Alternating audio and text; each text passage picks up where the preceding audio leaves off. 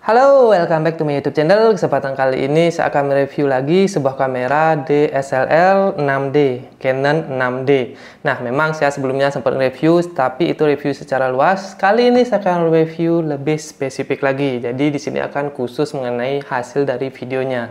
Pertanyaannya adalah, apakah di tahun 2003-2024 nanti kamera ini masih worth it digunakan untuk membuat video? Apakah hasilnya masih bisa bersaing dengan kamera-kamera yang sekarang ini yang lebih modern? Mari kita sama-sama cari tahu jawabannya. Kamera 6D ini memang memiliki beberapa kekurangan yang jika kita bandingkan dengan kamera yang keluar baru-baru ini. Dari segi fitur, dari segi kecanggihan, kamera ini tentu kalah jauh. Salah satu contohnya, untuk prosesor, ini prosesornya bisa dibilang udah prosesor lama.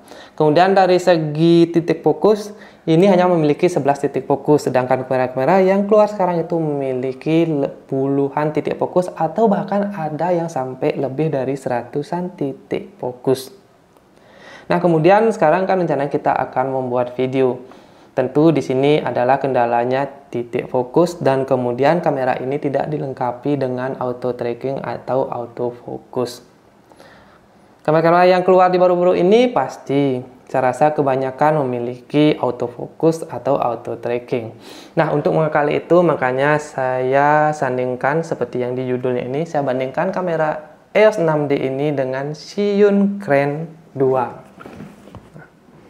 Zhiyun Crane 2 ini memiliki gulir yang nanti kita bisa gunakan untuk mengatur fokusnya secara manual. Ya, kita gunakan Zhiyun Crane ini bukan berarti fokusnya akan jadi auto, tidak ya. Cuman di sini keunggulan Zhiyun Crane ini dia memiliki gulir yang nanti itu kita manfaatkan untuk mengatur fokusnya.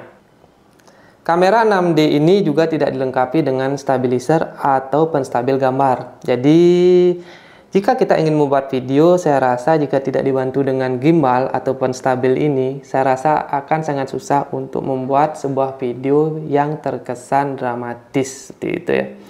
Nah, sekarang saya akan rakit kamera ini dengan gimbal Zhiyun ini. Tapi saya tidak akan videokan saat perakitannya agar durasi videonya tidak terlalu panjang. Tapi kalian jangan kemana-mana, tonton ini sampai selesai agar kalian tahu, agar kalian bisa jadikan video ini sebagai pertimbangan apakah kalian masih layak membeli Canon 6D ini di tahun 2023 ini atau sampai 2024 bahkan 2025 nanti. Oke, jangan kemana-mana, saksikan atau tonton sampai selesai. Dan setelah saya rakit, ternyata bobotnya jadi lumayan berat. Jadi di sini saya menggunakan Canon 6D, kemudian ini lensanya saya pakai lensa Canon 50mm bukan 1,4 dan plus Zhiyunnya. Bobot kameranya sudah lumayan berat, bobot Zhiyunnya juga sudah lumayan berat. Jadi ini saya perkirakan beratnya sekitar 4-5 kg. Nah, jadi saat kalian gunakan, kalau kalian pakai satu tangan, tentu ini terasa sangat berat dan mungkin kalau tangan saya sendiri sih pegangnya berasa agak gemetar. Nah, saya sarankan jika kalian menggunakan kamera 6D plus Zhiyun Crane 2 ini, kalian pakai dua tangan. Seperti ini.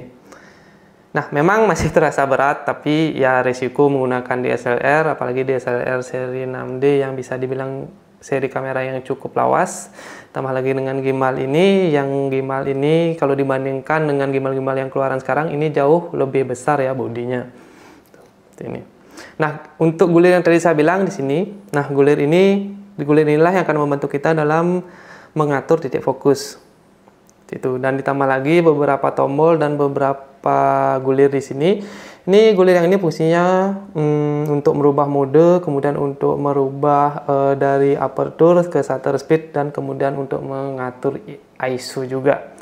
Nah, sekarang saya akan coba membuat video di dalam ruangan, jadi saya akan memanfaatkan barang-barang yang ada di dalam ruangan ini untuk saya jadikan objek pembuatan video. Tapi nanti setelah itu juga saya akan buat video di luar ruangan dengan objek-objek yang seadanya juga. Oke, kita langsung saja coba buat videonya.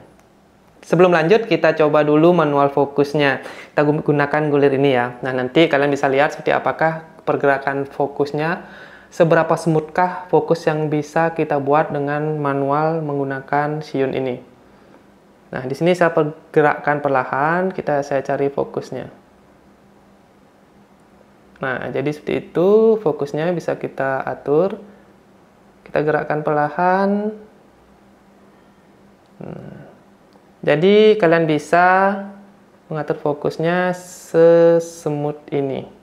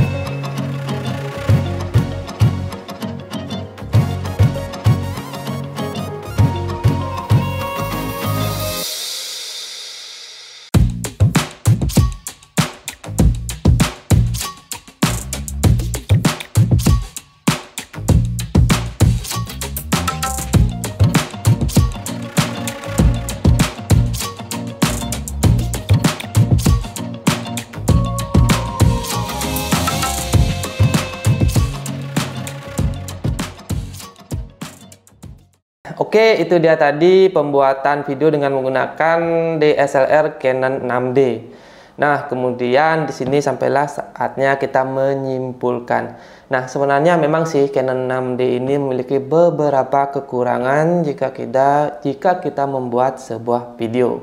Nah, apa itu? Pertama adalah bobotnya sangat berat ya. Jika kita sandingkan dengan Zhiyun Crane itu, tangan kita harus benar-benar kuat untuk memegang kamera ini.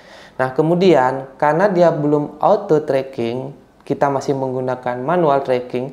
Nah, di sini juga manual tracking yang saya gunakan itu dengan lensa 50 mm.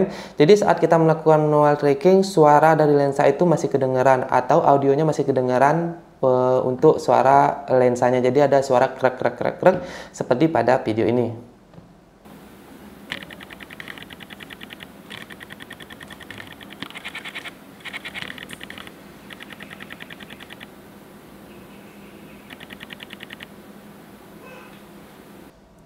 Nah, kemudian untuk menentukan fokus manualnya, tangan kita harus benar-benar cepat untuk memutar gulirnya. Jadi, jika kalian membuat video yang memang objeknya bisa kalian tentukan pergerakannya, jadi kalian sudah bisa mengira-ngirakan kemana tangan kita akan memutar gulirnya. Tapi, jika kalian tidak tahu objek yang akan bergerak kemana dan secepat apa pergerakan objeknya, maka videonya akan jadi seperti contoh ini.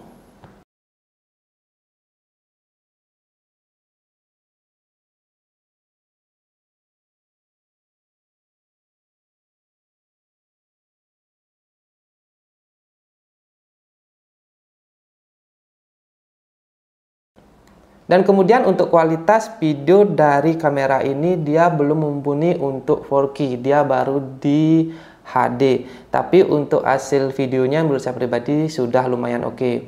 Jadi udah bisa kalian manfaatkan untuk pembuatan produksi sebuah video. Dan untuk hasil video yang tadi saya buat itu benar-benar tanpa color grading dan tanpa editing apapun. Jadi di sini biar kalian tahu seperti apakah hasil real dari kamera 6D ini. Kalau menurut saya pribadi sih, di luar yang saya sebutkan tadi kelemahannya, yaitu berat, fokusnya susah diatur, dan kemudian ada suara krek-krek. Tapi saya pribadi untuk pembuatan video sih saya rasa masih worth it. Kalian perlu effort yang lebih saja dan membiasakan diri dalam menggunakannya. Jika kalian memiliki budget yang lebih, tentu mempertimbangkan membeli kamera yang lebih modern, yang lebih canggih akan menjadi pertimbangan yang cukup bijak. Kenapa? Karena di sini akan mempermudah kalian dalam bekerja atau membuat sebuah konten.